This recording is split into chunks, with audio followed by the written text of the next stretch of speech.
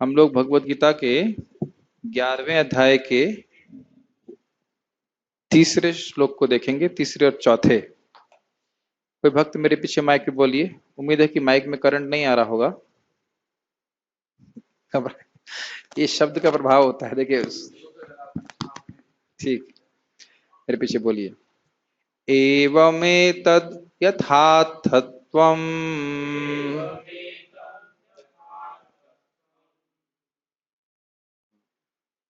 एवमेतद् यथार्थत्वम् एवमेतद्यथार्थत्वम् आत्मानं परमेश्वर आत्मानं परमेश्वर दृष्टुमिच्छामि ते रूपम् दृष्टुमिच्छामि ते रूपम् ऐश्वरं पुरुषोत्तम ऐश्वरं पुरुषोत्तम एवमेतद् यथार्थत्वम् एवमेतद्यथार्थत्वम् आत्मानं परमेश्वर आत्मानं परमेश्वर दृष्टुमिच्छामि ते रूपम् द्रष्टुमिच्छामि ते रूपम् ऐश्वरं पुरुषोत्तम ऐश्वरं पुरुषोत्तम। इस प्रकार जैसा आपने कहा, आत्मानं परमेश्वर, अपने बारे में, हे परमेश्वर, दृष्टुमिच्छामि ते रूपम ऐश्वरम पुरुषोत्तम, हे पुरुषोत्तम, मैं आपके ऐश्वर्य रूप को देखना चाहता हूं। अब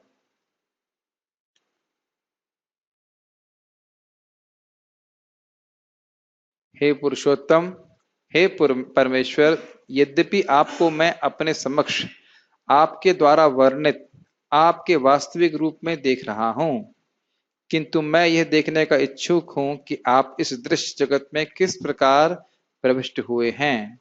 मैं आपके उसी रूप का दर्शन करना चाहता हूं। इससे पिछले वाले श्लोकों में, कोई व्यक्ति अगर चाहते हैं तो फोन यूज कर सकते हैं। इससे पिछले वाले श्लोकों में अर्जुन ने कहा था कि आपने कृपा करके मुझे अपनी महिमा बताई थी, इससे मेरा मोह दूर हो गया है, और भगवान की मधुरता का वो अनुभव कर रहे हैं, लेकिन भगवान के ऐश्वर्य रूप को भी देखना चाहते हैं, ताकि अन्य लोगों को भी ये मालूम चल सके कि वे कृष्ण भगवान हैं। गीता भूषण टीका। आपने जो अपने विषय में कहा वह सत्य है, यथा विष्ठभ्याहम इदम, इस संबंध में मुझे कोई भी संदेह नहीं है। तथापि कौतुकवश मतलब क्यूरियोसिटी, जानने की इच्छा के कारण मैं आपके उस रूप को देखना चाहता हूं जो आपके ऐश्वर्य और परम नियंता होने के गुण को प्रदर्शित करता है। अब आगे आने वाले श्लोकों में आप देखेंगे किस प्रकार से भगवान सारे लोगों को खा रहे हैं, लिटरली जितने भी महान महान योद्धा हैं उनको भी एकदम चबा जा रहे हैं, कोई भी उनके नियंत्रण के बाहर नहीं है। और यहां तक भगवान कहेंगे कि इन लोगों को मैं पहले ही मार चुका हूं। तो ये वस्तुतः भविष्य और वर्तमान और भूत सब कुछ के नियंता है। भगवान कहेंगे भी कि तुम जो कुछ देखना चाहते हो भविष्य में, भूत में, वर्तमान में, तुम उस विश्व रूप में देख सकते हो। तो एक अद्भुत बात है कि भगवान भविष्य की वस्तुओं को भी दिखा रहे हैं। इसका क्या मतलब है? क्या भविष्य की वस्तु को दिखाया जा सकता है? कुछ आश्चर्य नहीं लगता आपको? मैं बुढ़ापे में कैसे दिखूंगा, मेरा शरीर, यह कैसे दिखाया जा सकता है?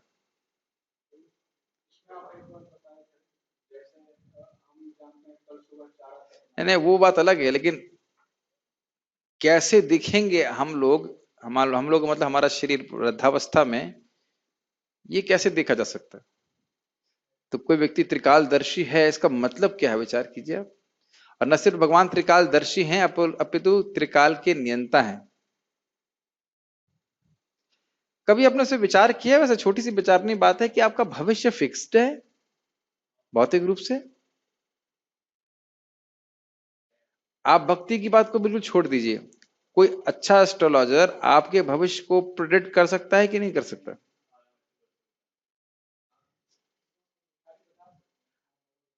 आप मेरी प्रश्न नहीं समझ रहे हैं। प्रश्न ये है कि एक सामान्य, बहुत दूर जाने की जरूरत नहीं, हमारे यहाँ पे बहुत अच्छे एस्ट्रोलॉजर हैं, तो वह आपके भौतिक भविष्य को बता सकते हैं, मतलब सब कुछ सेट है।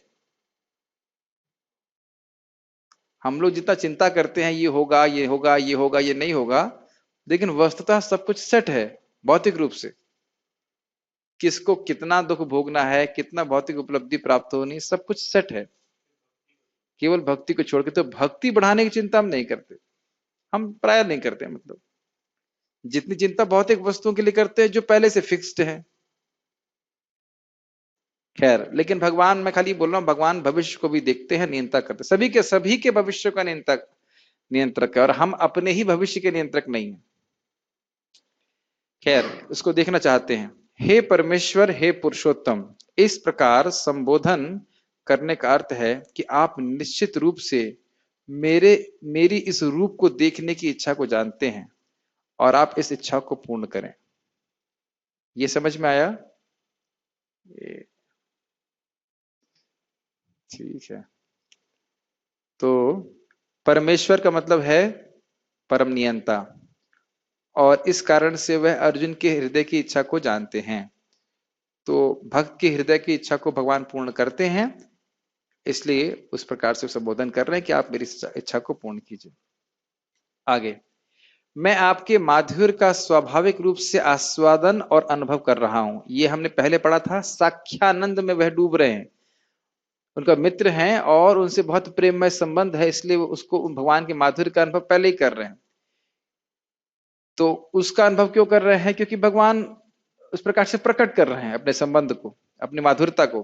परंतु क्योंकि आपकी यह इच्छा है कि आप कटु रस धारण करें, इसलिए मेरे हृदय में आपके ऐश्वर्य और शक्ति को अनुभव करने की इच्छा उदित हो रही है।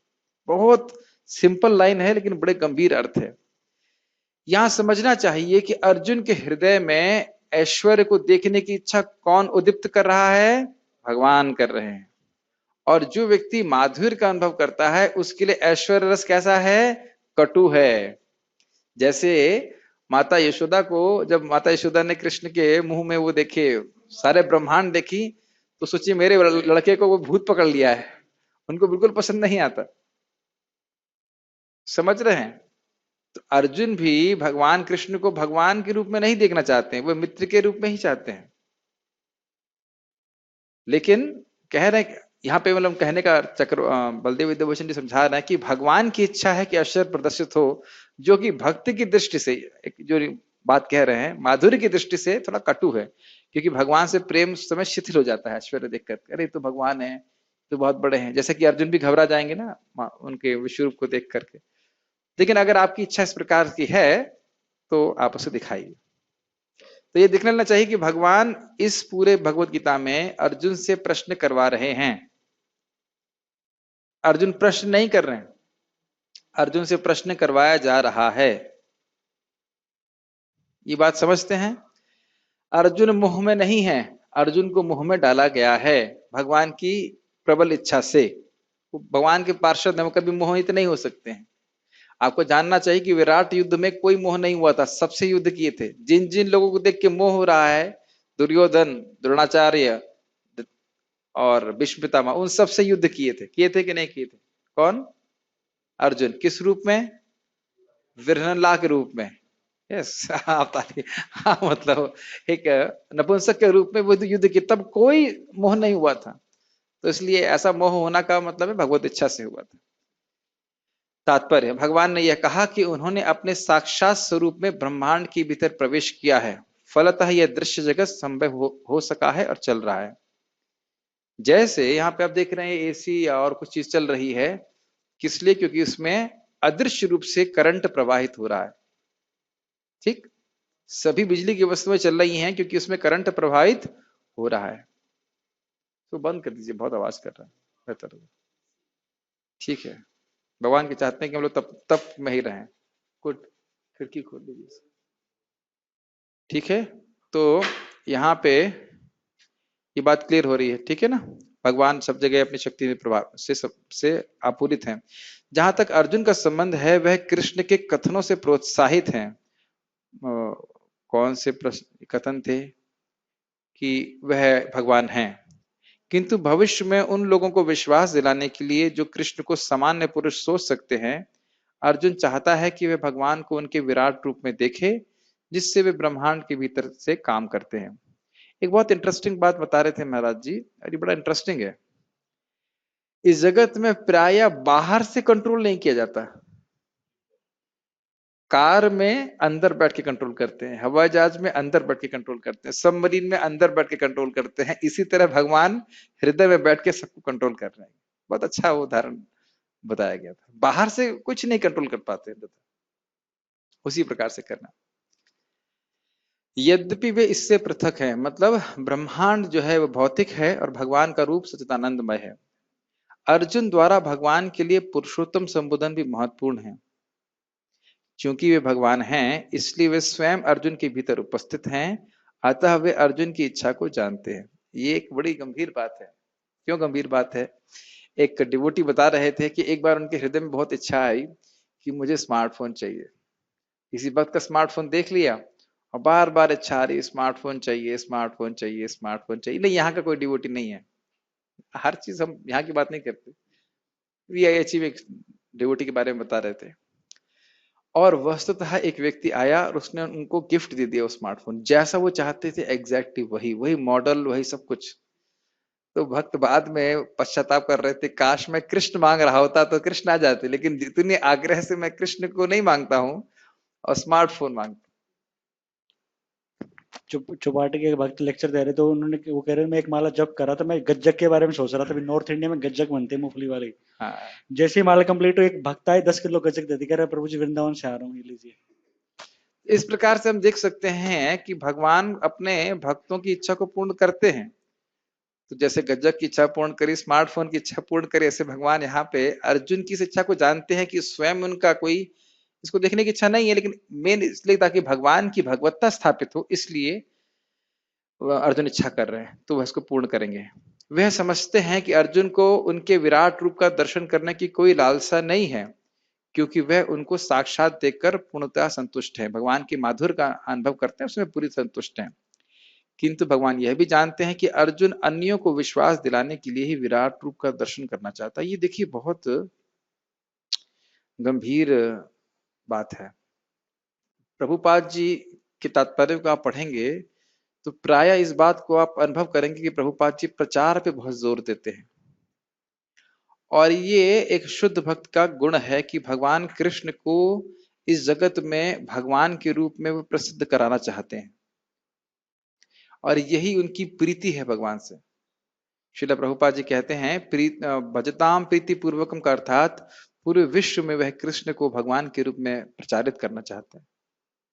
ये प्रीति का लक्षण है। बहुत अच्छा ये व्याख्या श्रील प्रभुपाद जी की लगती है।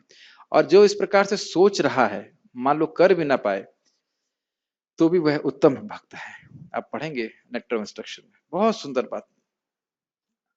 तो इस प्रकार से हम लोग तो इतना सोचते नहीं है, लेकिन थोड़ी थोड़ी सोचने की इच्छा होती है कि भगवान कृष्ण को भगवान के रूप में जान पाए, लेकिन जो शुद्ध भक्त हैं वो सदा ही इस तरह से सोचते। ठीक है, तो यही बात अर्जुन की यहाँ संबंध भी होती है। इसीलिए आप जानते हो राजसूय यज्ञ भी युधिष्ठिर महाराज ने इसीलिए किया था। किस लिए किया था?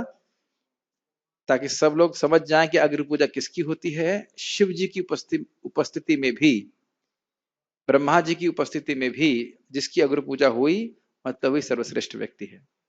और किसकी हुई थी? कृष्ण भगवान की। और एक छोटा सा प्रश्न है, जब कृष्ण की अग्नि पूजा हो रही थी, शिशुपाल ने तब ऑब्जेक्शन नहीं किया था। जब अग्नि पूजा हो गई तब उसने ऑब्जेक्शन किया। ऐसा क्यों किया था? माइक में बताइए, माइक में बताइए। करंट आ रहा है, उसको आप निकाल दीजिए। मैं बोलता हूँ। हाँ बोलिए। क्योंकि वो जानता था कि घबरा रहे हो, पकड़ो कस पकड़ो। हाँ बोलिए। कि वो जानता था कृष्ण जो है, वो सोचता था ऐसा कि ये तो बहुत छलिया है, ये किसी का मतलब ये भगवान नहीं है। हाँ, ये अगर पूजा करेंगे तो इनका यज्ञ असफल हो जाएगा। हाँ, वो सोच रहा था कि कृष्ण तो भगवान है नहीं, तो अच्छा है अगर पूजा हो जा रही तो उसके बाद मैं हल्ला करूंगा तो उनका यज्ञ नष्ट हो जाएगा। कैसे बुद्धू होते हैं देखो, भगवान की लीला भी कितनी मजेदार है, कैसा इसको इंस्पायर कर रहा है। और इसलिए जब अग्नि पूजा हो गई तब उसने चिल्लाना चालू किया। खैर जो भी है, और समझ रहे हैं, तो वहां भी इसीलिए यज्ञ किया गया ताकि सभी लोग समझें कि कृष्ण भगवान है। अर्जुन को, कहाँ थे हम लोग, हाँ, अर्जुन को इसकी पुष्टि के लिए कोई व्यक्तिगत इच्छा न थी। कृष्ण यह भी जानते हैं कि अर्जुन विराट रूप का दर्शन एक आदर्श स्थापित करने के लिए करना चाहता है, क्योंकि भविष्य में ऐसे अनेक धूर्त होंगे जो अपने आप को ईश्वर का अवतार बताएंगे। अतः लोगों को सावधान रहना होगा। जो कोई अपने को कृष्ण कहेगा उसे अपने दावे की पुष्टि के लिए विराट रूप दिखाने के लिए सन्नद्ध रहना होगा, मतलब तैयार रहना होगा। तो स्पष्ट है क्यों विराट रूप दिखा, विराट रूप नहीं दिखा सकते, और अगर कोई उनको जेल में डाल दे तो उसका मतलब है भगवान नहीं है। ठीक है, एक श्लोक और देखेंगे हम, मेरे पीछे माइक में बोलिए, उसके बाद भगवान का उत्तर शुरू होगा।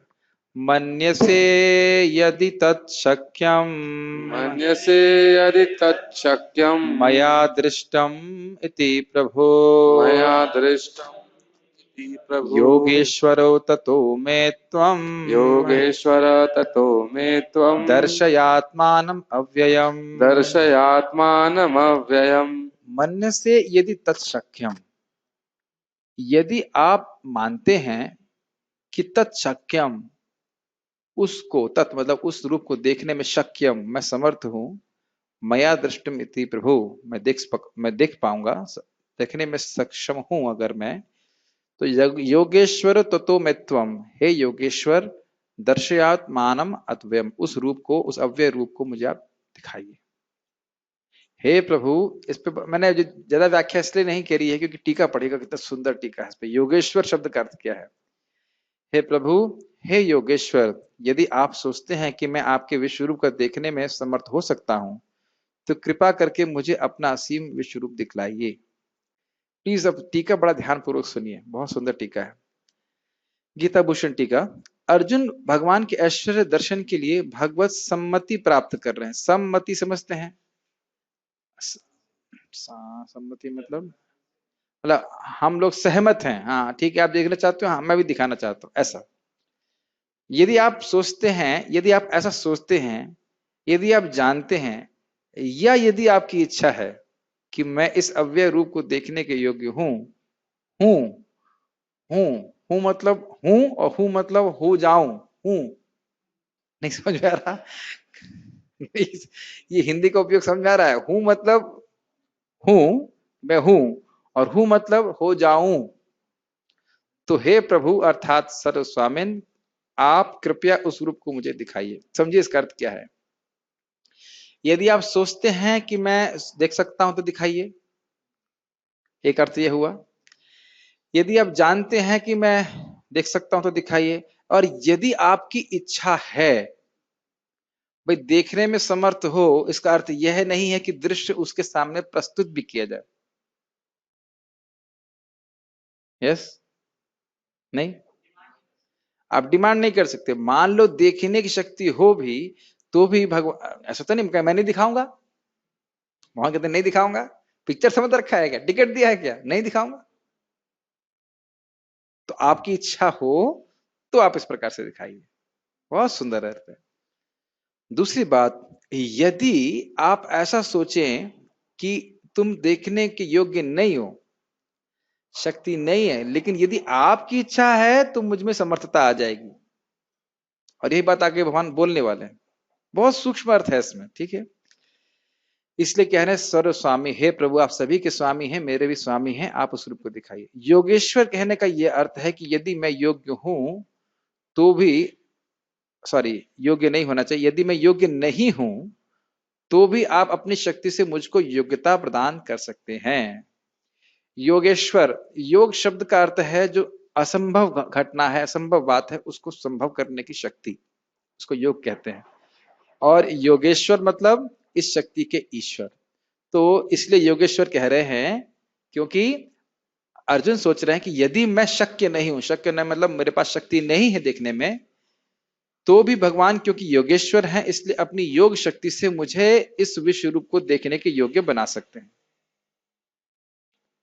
कुछ डिस्टर्बेंस आया बीच में, समझ में आया योगेश्वर क्यों कहते हैं? क्यों कहते हैं? अगर अर्जुन देखने में असमर्थ हो भी, लेकिन अगर भगवान की इच्छा है तो वह उनको देखने में समर्थ बना सकते हैं, ये बात बोल रहे। तात्पर्य, ऐसा कहा जाता है कि भौतिक इंद्रियों द्वारा न तो परमेश्वर कृष्ण को कोई देख सकता है, न सुन सकता है और न अनुभव कर सकता है। किंतु ये कहाँ पे है श्लोक? अतः श्री कृष्ण नाम आदि न भवेद ग्राह्यम इंद्रिय सेवोन्मुखे जीवदौ स्वयमेव स्फुरत अधः। किंतु यदि कोई प्रारंभ से भगवान की दिव्य प्रेम भक्ति में लगा रहे तो वह भगवान का साक्षात्कार करने में समर्थ हो सकता है। क्या इसको हमने सुबह सुना था भागवत में? अमायया संततया अनुवृत्त्या, निष्कपट भाव से निरंतर आदर पूर्वक दीर्घ काल तक अनुकूल रूप से भगवान की जो भक्ति करता है वह भगवान के चरण कमल के गंध का अनुभव करने में सक्षम हो पाता है। इससे उसकी इंद्रियां विषयों से परावृत हो जाती हैं। इसकी व्याख्या नहीं की जाएगी, व्याख्या सुबह हो चुकी, ठीक है। तो वह भगवान का साक्षात्कार अर्थात भगवान के नाम रूप गुण लीला आदि के माधुर्य का अनुभव करने में समर्थ हो पाता है। ये बात समझ में आ रही थी ना? प्रत्येक जीव आध्यात्मिक स्फुलिंग, और हाँ, अगर कोई व्यक्ति विषयाविष्ट है तो वह समझ नहीं सकता। विषयाविष्ट का अर्थ समझते हैं? विषयों में डूबा हुआ है तो नहीं समझ पाएगा, क्योंकि जीव आध्यात्मिक स्फुलिंग मात्र है। स्फुलिंग मतलब स्पार्क, चिंगारी मात्र है। अतः परमेश्वर को जान पाना या देख पाना संभव नहीं है। तो फिर इतना डिस्कशन क्यों हो रहा है? हमारी शक्ति से जान पाना संभव नहीं है, लेकिन भगवान के पास शक्ति है जिसके द्वारा वे हमको प्रकट कर सकते हैं अपने आप को। भक्त रूप में अर्जुन को अपनी चिंतन शक्ति पर भरोसा नहीं है। वह जीवात्मा होने के कारण अपनी सीमाओं को और कृष्ण की अकल्पनीय स्थिति को स्वीकार करता है। बहुत सुंदर बात है। हमें समझना होगा कि हम कृष्ण को नहीं समझ सकते। जानंत एव जानंतु किम बहुक्त्या न मे प्रभु मनस वपशो वाचो वैभवम तव गोचर। कौन बोल रहा है? ब्रह्मा जी। जो लोग कहते हैं कि मैं कृष्ण को जानता हूं वो ऐसा सोच सकते हैं, लेकिन जहां तक मेरा प्रश्न है, किसका प्रश्न है? ब्रह्मा जी का। ब्रह्मा जी किसके बेटे हैं? डायरेक्ट भगवान के बेटे हैं। उनसे बड़ा कोई बेटा है नहीं, सबके पितामह। वो कहते हैं और लोग जो मेरे बाद आए हैं, मेरी सृष्टि है, वो ऐसा सोच सकते हैं कृष्ण को जानते हो, लेकिन जहां तक मेरी बात है, मैं जो ब्रह्मा जी की बात है, तो भगवान के वैभव मेरे लिए अगोचर है। मेरे मन से, मेरे इंद्रियों से, मेरी वाणी से अगोचर। इसका अर्थ क्या है? इसका अर्थ है वे भगवान के वैभव को समझ रहे हैं। जो भगवान के वैभव को समझता है वही समझता है कि मैं भगवान के वैभव को नहीं समझता। नहीं समझे? यस। और जो कह रहा है मैं समझ लिया, उसे कुछ भी समझ में नहीं आया। ठीक है, ये बात। जैसे आप देखिए ना, जिसने कभी समुद्र देखा ही नहीं है तो वो क्या समुद्र का अंदाजा लगाएगा, लेकिन जो समुद्र में गोते लगा रहा है वह समझेगा वाह कितना गहरा है, कितना गहरा है। जो लोग वाकई श्रीमद् भागवतम का अध्ययन करते हैं उनको समझ में आता है कि भागवतम कितनी गहरी है। और बाकी नहीं को लगता हाँ हमको श्लोक समझ में आ गया, हाँ कुछ दिक्कत नहीं। आज ही जैसे मैं वृत्तासुर वाला प्रसंग पढ़ रहा था, उसमें स्मरित, गृणीत इत्यादि के अलग अलग अर्थ हैं। आत्मने पद क्यों है और परस्मय पद क्यों है, यह सभी व्याख्या करिए। बड़े सुंदर, मैं एडवर्टाइजमेंट नहीं कर रहा हूं, लेकिन बहुत सुंदर इसके अर्थ है। मैं चकित हो गया था देख करके उसको, कहां तक आचार्यों की रेंज कितनी है, कितना गंभीरता में एक एक श्लोक पर उन्होंने विचार किया। और ध्यान दीजिएगा उनके पास टाइपिंग का कोई सुविधा नहीं थी। एक एक श्लोक पे विचार करना, पूरी भागवत के एक श्लोक पे टीका लिखना, पता नहीं, बहुत ही मतलब श्रम साध्य कार्य था। कभी सोचिए उसके ऊपर। क्या आज ही है? हाँ, 7:45 पे। ठीक है, तो हमें ये समझना चाहिए कि हमारी शक्ति बहुत सीमित है, लेकिन भगवान की शक्ति असीमित है। इसलिए जब नम्रता हमारे हृदय में भगवान देखेंगे तो भगवान इन गुणों को हमारे अपने जो महिमा है उसको हृदय में प्रकाशित करेंगे। गुण ना सिर्फ नम्रता बल्कि जिज्ञासा, भगवान को जानने की एकदम अद्भुत इच्छा, बड़ी प्रकट इच्छा, प्रबल इच्छा। अर्जुन समझ चुका था कि शूद्र जीव के लिए असीम अनंत को समझ पाना संभव नहीं है। यदि अनंत स्वयं प्रकट हो जाएं तो अनंत की कृपा से ही उसकी प्रकृति को समझा जा सकता है। और कब होता है वो? जब हम भगवान के भक्त बनते हैं तो भगवान हमसे प्रसन्न होकर के अपने आप की महिमा को प्रकट करते हैं। यहाँ पर योगेश्वर शब्द अत्यंत सार्थक है क्योंकि भगवान के पास अचिंत्य शक्ति है। यदि वे चाहें तो असीम होकर भी अपने आप को प्रकट कर सकते हैं। अतः अर्जुन कृष्ण की अकल्पनीय कृपा की याचना करता है। वह कृष्ण को आदेश नहीं देता, चलो चैनल विश्व रूप दिखाओ मेरे को, समय हो गया है, ऐसा बोल सकते हैं? नहीं। मन से यदि तत्शक्यम, यदि आप ऐसा मानते हैं। कई बार इसको ऐसा बोलते हैं, कई बार इस प्रकार से प्रश्न किया जाता है श्रीमद् भागवतम में, यदि आप ऐसा समझें कि मैं इस प्रश्न का उत्तर सुनने के योग्य हूं तो कृपया आप इसका उत्तर दीजिए। सुना है आपने? कई बार श्रीमद् भागवत में इस प्रकार से प्रश्न की रीति है। यदि आप समझें कि मैं, या फिर ऐसा कहेंगे मैं तो मूर्ख हूं, आप इसलिए ऐसा समझाइए कि मूर्ख व्यक्ति भी समझ सके। जैसे माता देवहूति अपने पुत्र कपिल देव को पूछती हैं, ठीक है, वह कृष्ण को आदेश नहीं देता। बहुत सुंदर बात है। कृष्ण की सेवा, कृष्ण को देखने का प्रयास न करें, ऐसे सेवा करें कि कृष्ण आपको देखना चाहें। ठीक है। जब तक कोई उनकी शरण में नहीं जाता और भक्ति नहीं करता, कृष्ण अपने को प्रकट करने के लिए बाध्य नहीं है। तो हमने बात करी ली, शब्द कहां से आ रहा है? प्रभो, वो ईश्वर हैं, वह सबके नियंता है, वह किसी के द्वारा नियंत्रित नहीं है। अतः जैसे महाराज बताते हैं कि कभी कभी कुछ सोचते हैं, अरे भाई कृष्ण को हम भगवान नहीं मानेंगे तो भगवान का कोई फर्क नहीं पड़ता है कि आप उनको भगवान नहीं मानेंगे तो। अब ऐसा नहीं है कि उपस्थित हो जाए कहीं, भाई हमारे वोट कट जाएंगे और हम जाए लोगों को बताएं कि हम भगवान हैं ना। वह तो अपने धामना स्वेन सदा निरस्त हुक्म, वह तो अपने धाम में स्थित है, खुश हैं। जब वह बता रहे हैं कि मैं भगवान हूं तो यह की कृपा है, इसको सुन करके हमारा कल्याण होता है, भगवान का कल्याण नहीं होता इससे। अतः जिन्हें अपनी चिंतन शक्ति का भरोसा है वह कृष्ण दर्शन नहीं कर पाते। क्या हमने इसको सुना था? ज्ञान प्रयास में तो सुना ही है, कल इसको सुना था सुबह भागवतम क्लास में, कि भगवान की पदवी को, भगवान की लीला को कुमनीषीगण नहीं समझ पाते, और समझने का प्रयास क्यों करेंगे? वह तो उनको भौतिक मानते हैं, तो भगवान तो फिर उनके लिए अगम्य ही रहेंगे। तो हम यहाँ पे इस प्रकार से समझ रहे हैं। अब उसके बाद भगवान जो बोलेंगे उसको हम कल सुनेंगे। कोई प्रश्न है? चलो स्टॉप हियर। श्रीमद् भगवद गीता की जय। श्रील प्रभुपाद की जय।